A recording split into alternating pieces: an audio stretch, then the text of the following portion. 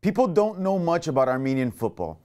They also don't really know that you can't talk about Iranian and Turkish football without mentioning Armenians, a 4,000-year-old people. It's thanks to those old-time Armenian traders who, alongside Greeks and Assyrians, brought the sport to Turkey.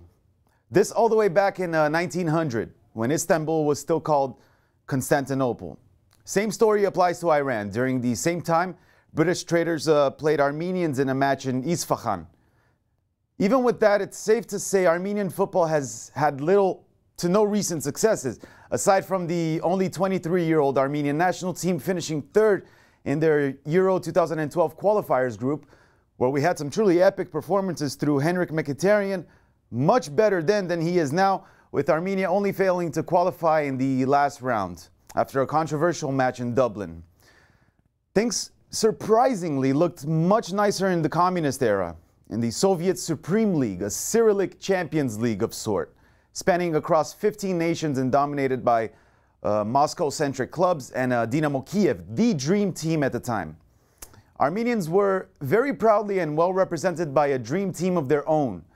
The team's name, FC Ararat Yerevan, bore the very symbol that represents Armenian identity, the famed Mount Ararat, said to have been the place where Noah's Ark came to rest.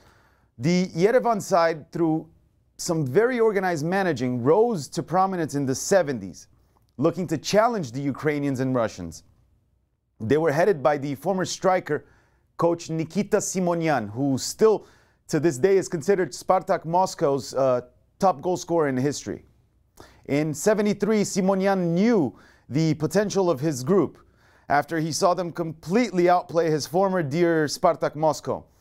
He took advantage of the natural style and temperament of Armenian players who prized improvisation and dribbling skills instead of the usual Slavic style of a quick-passing, team-oriented game. The result couldn't have been better. They went from being relegation strugglers to the Soviet Supreme League winners in 1973, a time where opponents dreaded making the trip to Yerevan, where they found incredibly intimidating crowds of 60,000 at the Hrazdan Stadium. Ararat went on to win the Soviet Cup 2 times as well. The first time, 15,000 Armenians made the 3,500-kilometer trip to Moscow's Luzhniki Stadium to see the beloved Khayer epically come from behind to beat Dynamo Kiev in extra time. The adventure ended in the spring of '75 in the quarterfinals of the Champions League, called the European Cup back then, where in the first leg, after losing to World Cup champions Sepp Maier, Beckenbauer, and Der Bomber Gerd Müller over in Munich to that year's eventual champions Bayern Munich by 2-0, Ararat were unable to revert the deficit in Armenia before a crowd of 70,000, in turn finding themselves eliminated but returning home regarded as heroes. A memorable story, one that truly matches the fighting spirit of the Armenian people, a people found all over the world with significant populations in the US and Russia, where, believe me, if today's national team could make the World Cup in 2018, be prepared to see stands as vibrant as Argentinians made Brazil last year. Thank you, until next time.